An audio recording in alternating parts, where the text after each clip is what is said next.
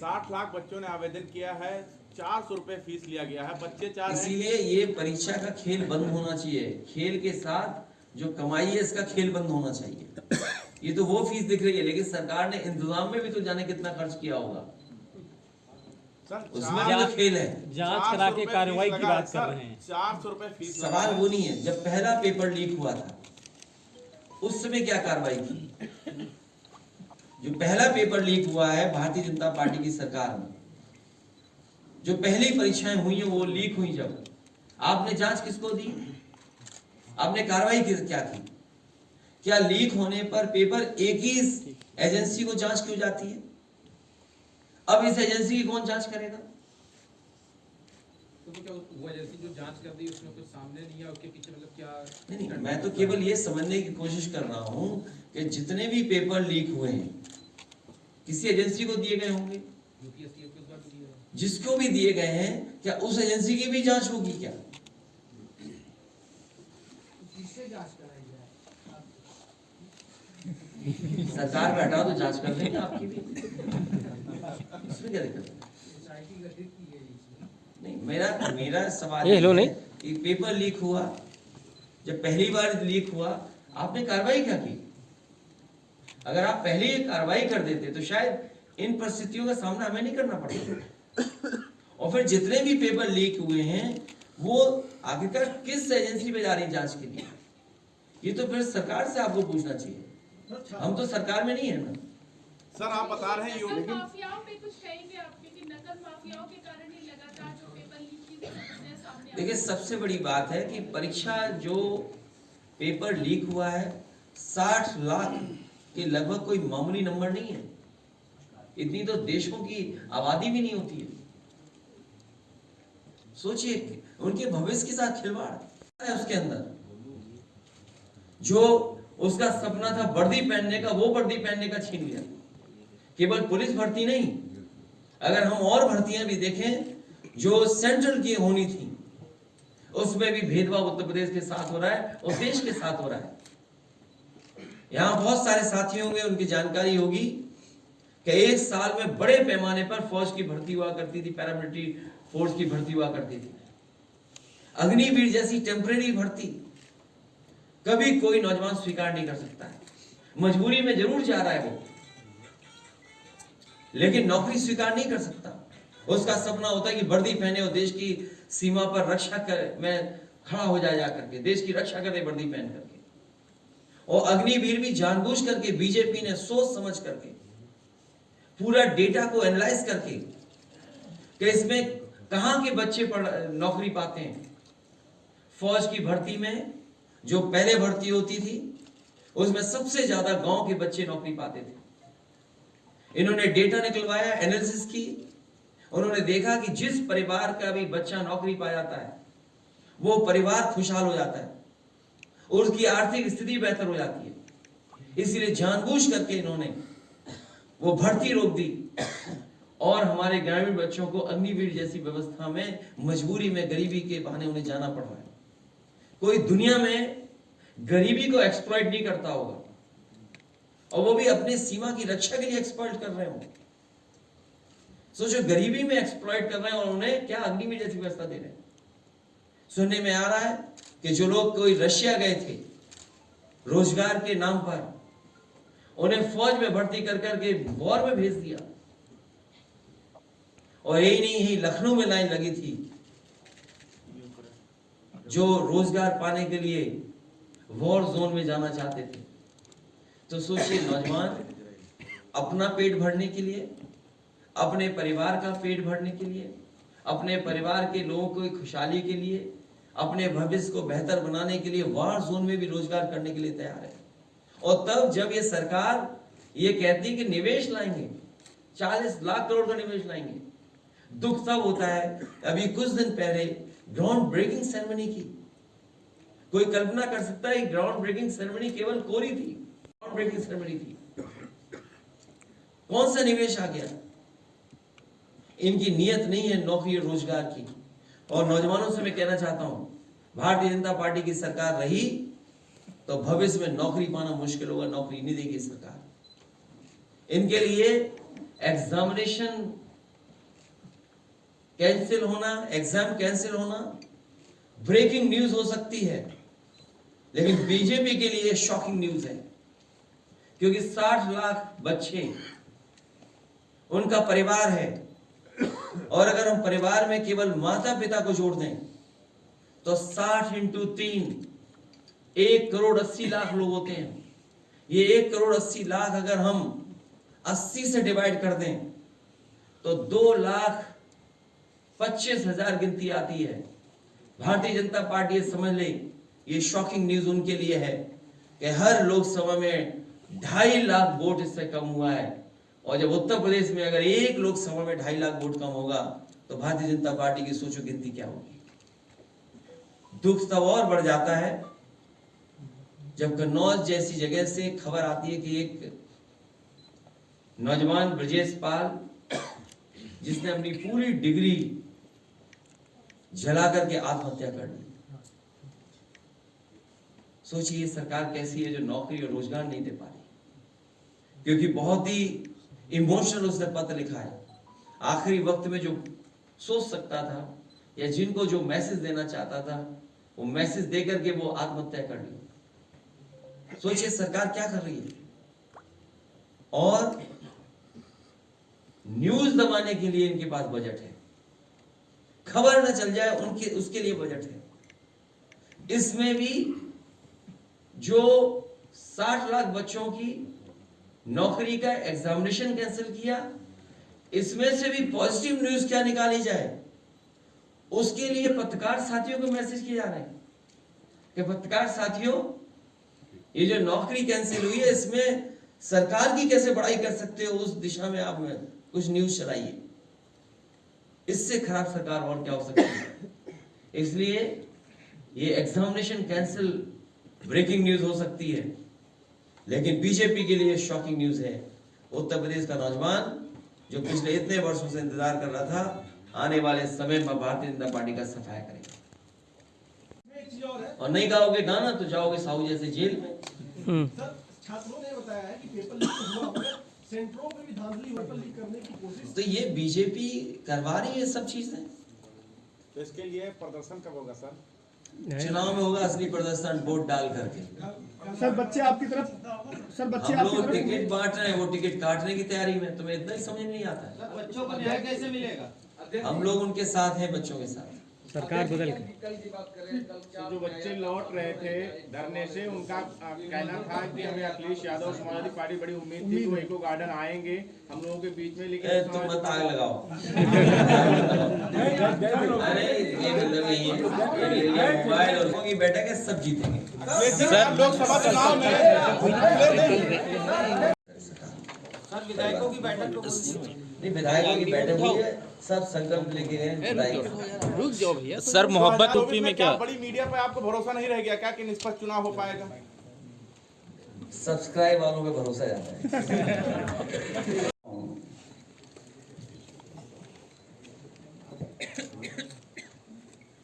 हाल ही में जो परीक्षा हुई और जिसको लेकर के पूरे प्रदेश के छात्र आंदोलित हो गए, जो मुख्य धारा का मीडिया है उसमें बाद में खबरें आई, लेकिन सोशल मीडिया पे लगातार खबरें चलती रही। दोनों दिन की परीक्षाओं के किस तरह पेपर लीक हुआ है, उसकी खबरें सबसे ज्यादा सोशल मीडिया पर रही। मैं जहां भी गया क्षेत्र में, वहां पर मुझे छात्र नौजवान मिले, उन्होंने यही मांग की थी कि एग्जाम दोबारा किए जाएं। परीक्षा जिस तरीके से सुरक्षा के इंतजाम में होनी चाहिए थी वैसे नहीं हुई है। मैं आगरा उतरा, आगरा में मुझे बड़े पैमाने पर छात्र मिले। आगरा से मैं जलेसर गया, वहां पर छात्र मिले मुझे। हर गांव से बच्चे निकल करके आए और उनके हाथ में तख्ती थी या कागज पे लिखे हुए थे कि परीक्षा रद्द होनी चाहिए।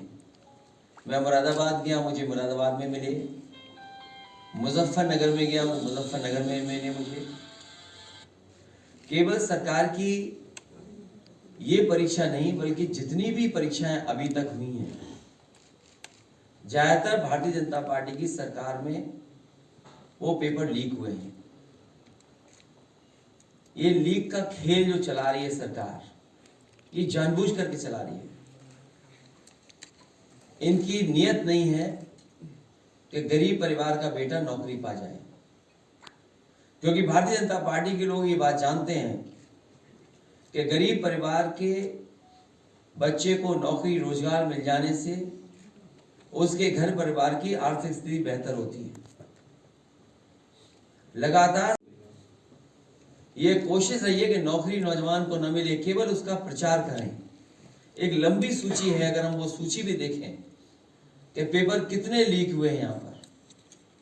ये पुलिस भर्ती जहाँ 60 लाख के लगभग बच्चों ने परीक्षा दी थी, ये पूरे प्रदेश में आंदोलित हो गए। इलाहाबाद में आपने देखा होगा, ARO RO की परीक्षा को लेकर के छात्र नौजवान लोक सेवा आयोग के सामने बैठ गए, धरना दिया उन्होंने। पुलिस की मनमानी थी, हर तरफ बैरिकेडिंग थी, उसके बाद भी छात्र नौजवान वहां पहुंच गए। उन बच्चों की भी यही मांग है कि एग्जाम कैंसिल हो, दोबारा एग्जाम हो। आखिरकार सरकार ये कर क्यों रही है? बच्चों से फॉर्म के पैसे जमा करा लेना, अपने लोगों को खुश करने के लिए वो सेंटर्स बना देना, ये सरकार की तैयारी रहती है कि अपने लोगों को ऑर्गेनाइज कर देना। और इसी खेल में सरकार के पेपर लीक हो रहे हैं। और कोई पहली बार पेपर लीक नहीं है। 2017 में दरोगा भर्ती लीक हुई, पेपर उसका। 2018 में UPPCL का पेपर लीक हुआ। UPSSC का लोअर सब इंटरमीडिएट उसका पेपर लीक हुआ। ट्यूबवेल ऑपरेटर का पेपर लीक हुआ। यूपी आरक्षित नागरिक पुलिस का पेपर आउट हुआ। ग्राम विकास अधिकारी का पेपर लीक हुआ। प्राइमरी स्कूल सहायक अध्यापक भर्ती का पेपर लीक हुआ। फॉरेस्ट गार्ड का TGT PGT में धांधली हुई, वो आरोप लगे। लेखपाल भर्ती में पेपर लीक हुआ। और जो लोग ये दावा कर रहे थे कि जाने कितनी बड़ी नौकरी कितनी बड़ी परीक्षा होने जा रही है और सब इंतजाम है, सब तैयारी है, केवल पेपर लीक का खेल नहीं है। पेपर लीक के खेल के साथ साथ किस से जांच करानी ये भी खेल है। जांच कौन करेगा ये भी खेल चल रहा है। और वो सरकार जो कहती रही कि जीरो टॉलरेंस करप्शन में, zero tolerance law and order में, इतने पेपर लीक हो जाने के बाद जीरो टॉलरेंस क्या जीरो नहीं हो गई? जीरो टॉलरेंस ही जीरो हो गई। और नौजवान बड़े पैमाने पे निराश है, उसके सपनों को तोड़ा है। वो जो तैयारी कर रहा था, मेहनत कर रहा था, उसकी मेहनत पे पानी फेर दिया। लगातार पेपर लीक हो रहा है, अगली बार कैसे पेपर लीक नहीं हो, इसकी क्या गारंटी है सरकार की? मुझे याद है कि जब समाजवादी सरकार में बहुत जल्दी नौकरी देनी थी और कई बार परीक्षा देने में और परीक्षा का पूरा कराने में बहुत समय चला जाता है, उस समय फैसला लिया गया था कि मेरिट पर अगर नौजवान चाहें और उनकी मांग हो तो सरकार को इस पर विचार करना चाहिए कि जिस तरीके से पहले पुलिस की भर्ती हुई थी, कोई उंगली नहीं उठा सकता। समाजवादी सरकार में जो भर्ती हुई थी उसमें किसी ने उंगली नहीं उठा सकी, कोई उंगली नहीं उठा पाया और मेरिट के पर भर्ती कर दी थी। हाई कोर्ट, सुप्रीम कोर्ट तक लोग गए थे उस भर्ती को रुकवाने के लिए, लेकिन सुप्रीम कोर्ट से भी वो क्लियर होकर के आई थी और भर्ती हुई थी। अगर 60,000 बच्चों का भविष्य का सवाल है और सरकार 6 महीने बाद परीक्षा कराएगी या कई महीनों बाद परीक्षा कराएगी, सरकार के पास वो नियमावली बनी रखी है पूरी। अगर सरकार चाहे तो 2 महीने 3 महीने में भी नौकरी नौजवानों को दे सकती है। तो कम से कम सीटें सरकार बढ़ाए और मेरिट से नौकरी दे दे, वो नौकरी में कोई उंगली भी नहीं उठा पाएगा।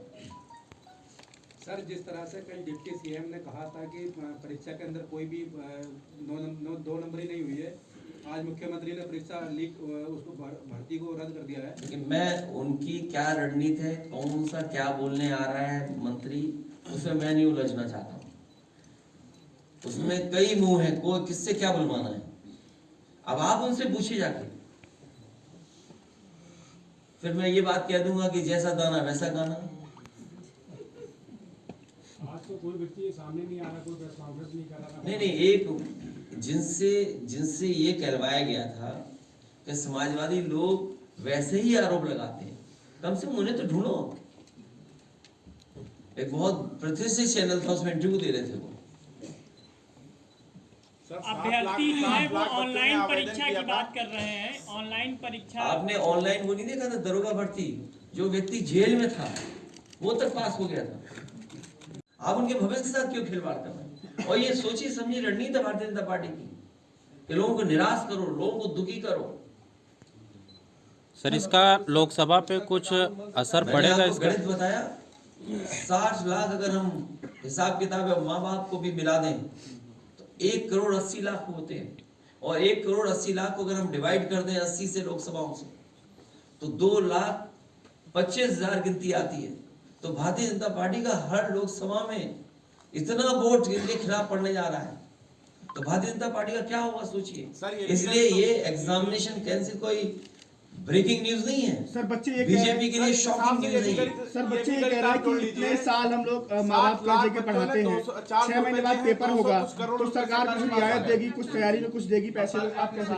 ये सब मांगों को रखा जाएगा, सरकार को इस मांगों को नौजवानों की स्वीकार करनी चाहिए। सबसे ज्यादा किसान के बच्चे आए हुए थे और गरीबों के बच्चे आए हुए थे। उनका ये कहना था अजय जी, उनका ये कहना था कि जो किराया था वो हम दोस्तों से उधार मांग के लाए, फिर एक बार दोबारा। सच्चाई है कि किराए से लेकर के और किस तरीके से परीक्षा के लिए आते हैं, वो जो तस्वीरें देखी स्टेशन की, वो बच्चों को सोते देखा तस्वीरों में, किस तरीके से प्लेटफॉर्म में बैठे थे, किस तरीके से सीढ़ियों पे बैठे थे, बिना खाए पिए क्या इंतजाम करके आए होंगे। सोचो कितना परेशान किया आपने, किससे उधार लेकर के आए होंगे। ये गरीब बच्चे हैं, गांव के बच्चे हैं। इसीलिए मैंने कहा कि जब अग्निवीर व्यवस्था लागू हुई उससे पहले भारतीय जनता पार्टी ने डेटा का एनालिसिस की कि आखिरकार फौज में कहाँ के बच्चे भर्ती होते हैं। फौज में सभी बच्चे गाँव के भर्ती होते हैं। वो मान गए कि इनके भर्ती होने से उनकी आर्थिक स्थिति बेहतर होती है, उनके घर परिवार में खुशहाली आती है। इसीलिए उन्होंने जानबूझ करके पक्की नौकरी खत्म की, अग्निवीर टेम्पररी नौकरी लेकर के आए, क्योंकि उनका टारगेट है कि गांव के बच्चे ना आगे बढ़ जाएं, उनका परिवार ना पड़ जाए, आगे बढ़ जाए। और यही पुलिस के साथ इन्होंने किया। क्या जरूरत थी वर्ल्ड रिकॉर्ड बनाने की? आप हर साल भर्ती क्यों नहीं कर रहे हैं? आप हर 6 महीने में क्यों भर्ती नहीं कर रहे हैं? आप कैलेंडर निकालिए, भर्ती करिए 6 महीने में। सर, बच्चे बहुत से तरीके हैं सरकार अपना सकती है, क्योंकि सरकार पे इंफ्रास्ट्रक्चर है, सरकार पे बजट है, सरकार पे पैसा है। भाजपा वाले कह रहे हैं विपक्ष की साजिश है। पत्रकार जो थे राजेश साहू के ऊपर सरकार ने एफआईआर ली थी, उन्होंने 2-2 लाख रुपए में नौकरी बेचने वाले दलालों का कैंडल किया था।